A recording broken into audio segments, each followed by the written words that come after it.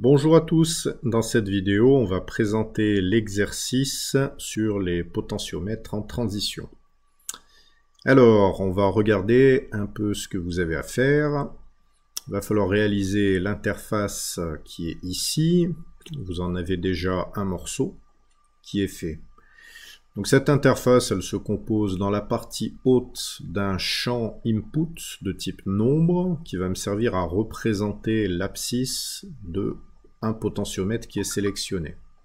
Pour savoir quel potentiomètre est sélectionné, ici j'ai un petit indicateur avec la couleur du potentiomètre. Donc là je sais que c'est le potentiomètre rouge qui est sélectionné et que si je vais modifier sa valeur ici, hop, c'est ce potentiomètre qui va se déplacer. Voilà. On a des petites animations qui sont déjà gérées, hein, vous n'aurez pas à les gérer vous-même. Et si on clique sur un autre potentiomètre, eh ben, on se retrouve avec les valeurs du potentiomètre en question. Et on peut régler donc directement les valeurs qu'il y a ici. Alors avec l'avantage que vous cliquez sur le potentiomètre et on vous donne tout de suite le focus sur le champ texte, ce qui vous permet de régler la valeur immédiatement. Voilà, c'est un petit exercice relativement simple à faire, mais qui vous permettra de prendre en main Angular. Alors, qu'est-ce qu'on vous fournit comme code? Un petit stack blitz avec un seul composant. On va commencer par ce dont vous aurez pas vraiment besoin de ce que vous n'aurez pas besoin de toucher, c'est le CSS, mais bon, c'est pour vous voir un peu comment ça fonctionne. Le CSS, il est composé de 3 règles, et ce qui déclenche l'animation, c'est cet attribut de cette règle-là, qui dit que les petits rectangles-là de couleur qui est à l'intérieur de mes bandes, on va animer les changements de l'attribut left. On va faire une transition de 1 seconde pour passer de l'ancienne valeur à la nouvelle valeur. 1 seconde qui est spécifiée ici. C'est ce qui explique la petite animation là quand je fais mes modifications. Là, oula. Voilà, c'est simplement géré par le CSS. Donc ce CSS, bah, vous le regardez si vous voulez, mais sinon vous le laissez tranquille, vous n'avez rien de spécial à faire dedans. Il vous est fourni et il marche bien. On va regarder ce qu'on a au niveau du HTML. Alors dans le HTML, on vous fournit déjà toute la partie haute là, l'indicateur et le champ texte. Et on vous fait les branchements qui vont déjà bien.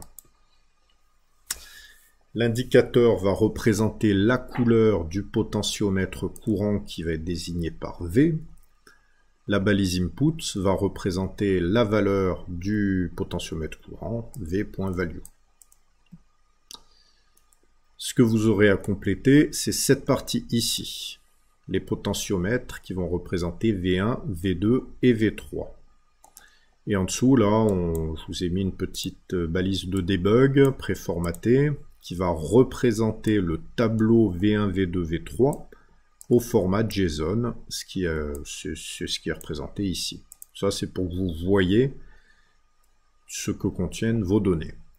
Alors, ces données V1, V2, V3, elles viennent de la vue modèle. La vue modèle définit une interface potentiomètre qui contient 2 attributs, valeur de type nombre et couleur de type string. La valeur, hein, c'est ce qui va être branché sur l'abscisse. À 0, on est collé ici, et puis plus ça va, plus on se décale vers la droite. Ensuite, dans ma vue modèle elle-même, j'instancie 3 attributs, V1, V2 et V3, qui sont tous de type potentiomètre et qui sont tous initialisés avec des objets qui contiennent des valeurs et des couleurs différentes. Le rouge est à 0 au départ, jaune à 100 et cyan à 200. Il y a une 4e attribut, qui est aussi de type potentiomètre, qui est le potentiomètre courant. Le potentiomètre courant est initialisé à V1. Donc il référence V1 au départ. Enfin, vous avez une méthode focus on qui va donner le focus à un potentiomètre, c'est la méthode qu'il va falloir appeler hein, quand je clique sur un des potentiomètres. Voilà. Actuellement, c'est pas fait, personne ne l'appelle. Et ce que fera cette méthode, c'est qu'elle va commencer par référencer, donner la référence à un nouveau potentiomètre.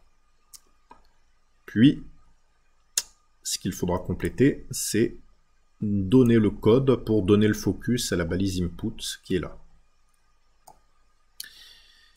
Alors, pour donner le focus, il faudra ici avoir un lien vers cette balise, hein, et vraiment, c'est vraiment la balise dont on aura besoin. Ce lien, il faudra l'établir avec une directive viewChild.